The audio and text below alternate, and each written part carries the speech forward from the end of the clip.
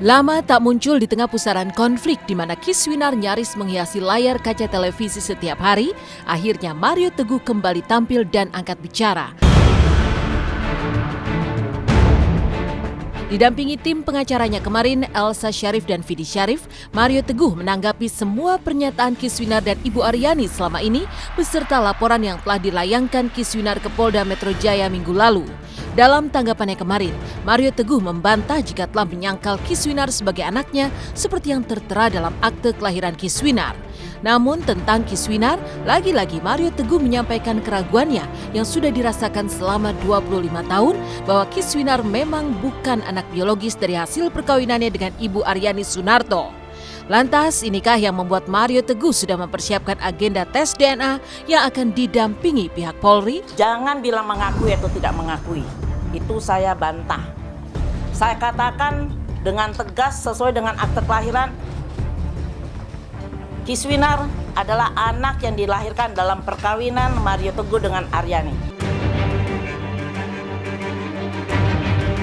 Tidak ada, bukan mengakui atau enggak. Mengakui berarti kan anak itu lahir di luar perkawinan, terus kita dipaksa untuk mengaku. Ini enggak, anak itu lahir dalam perkawinan yang ditunggu-tunggu, yang dinazarkan, yang diniatkan, dimohonkan kepada Allah Subhanahu wa Ta'ala.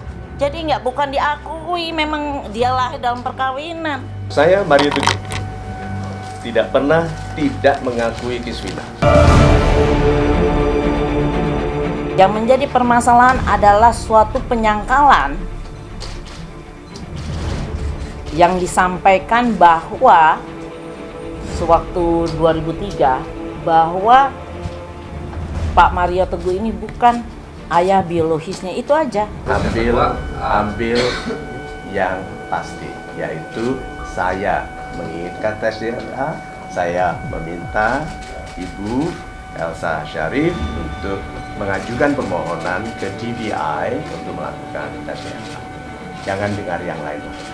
Juga udah dengar pernyataan dari Bapak Kombes Awi akan dilakukan tes DNA. Loh, mau dong. Siapa bilang kita nggak mau tes DNA? Justru kita nantang dia. Kapanpun, tapi atas perintah penyidik. Itu. Atas perintah penyidik, bukan suka-sukanya kantor pengacara ini.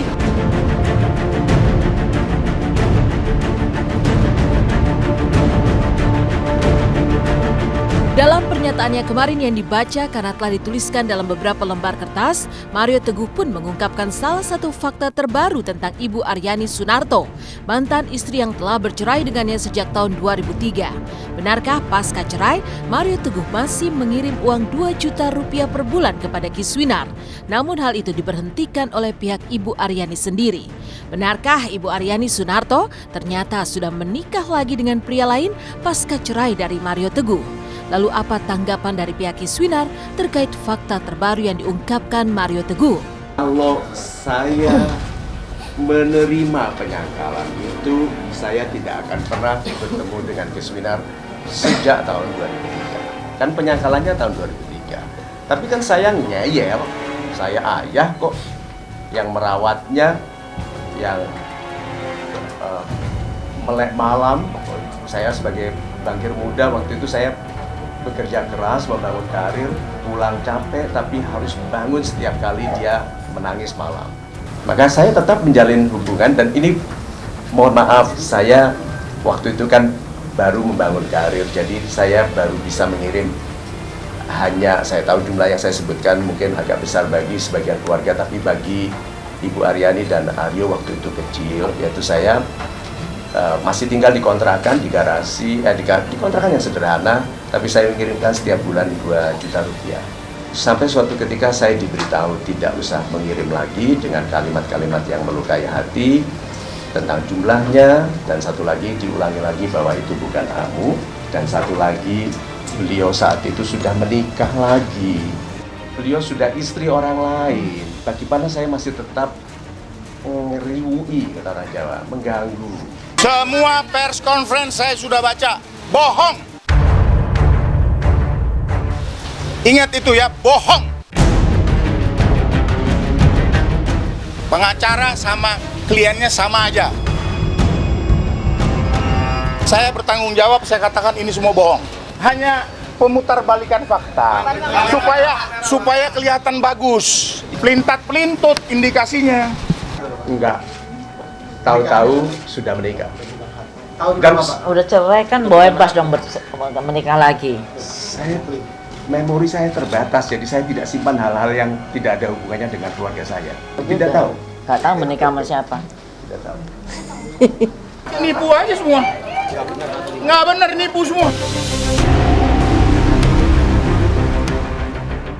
Di dalam pernyataannya kemarin, Mario Teguh pun mengajukan pertanyaan yang menohok Kiswinar dan tim pengacara Kiswinar. Dalam kata-katanya, inilah yang diucapkan Mario Teguh bahwa jika ia masih miskin seperti dulu, apakah Kiswinar akan datang dan menuntut pengakuan, kemudian tampil di berbagai layar kaca televisi seperti sekarang. Dari pernyataannya, benarkah Mario Teguh menduga jika dibalik tampilnya Kiswinar, ada motif dan skenario besar yang sedang dilakoni, terutama untuk permasalahan harta warisan.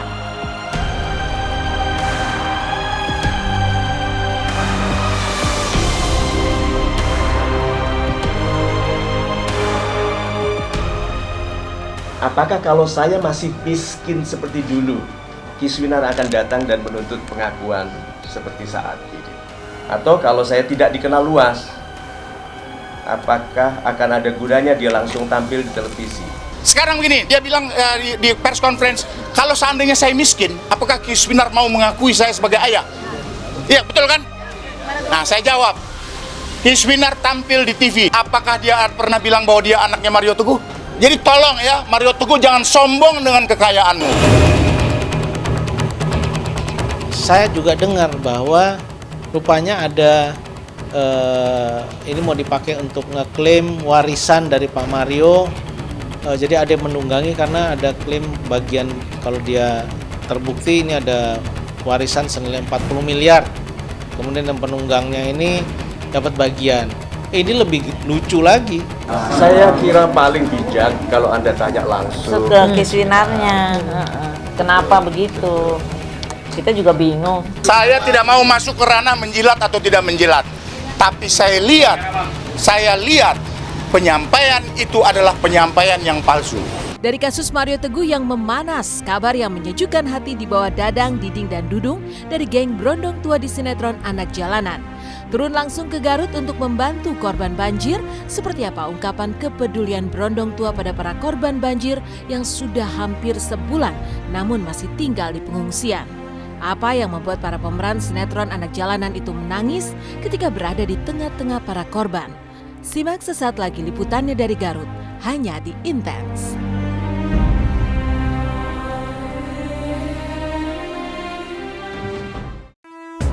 Selamat pagi pemirsa, kembali lagi bersama saya Mila Rahmawati. Libur syuting Anak Jalanan, trio Brondong Tua, Dadang, Diding, dan Dudung berpetualang ke kota Garut, Jawa Barat. Mulai dari mencoba menjadi pekerja pabrik dodol Garut hingga mengunjungi sentra kerajinan kulit. Lalu seperti apakah saat Dadang, Diding, dan Dudung mendatangi puing-puing bekas banjir bandang Garut? Benarkah trio Brondong Tua ini tidak tahan menahan sedih dan air mata ketika menggelar istighosa bersama para korban banjir?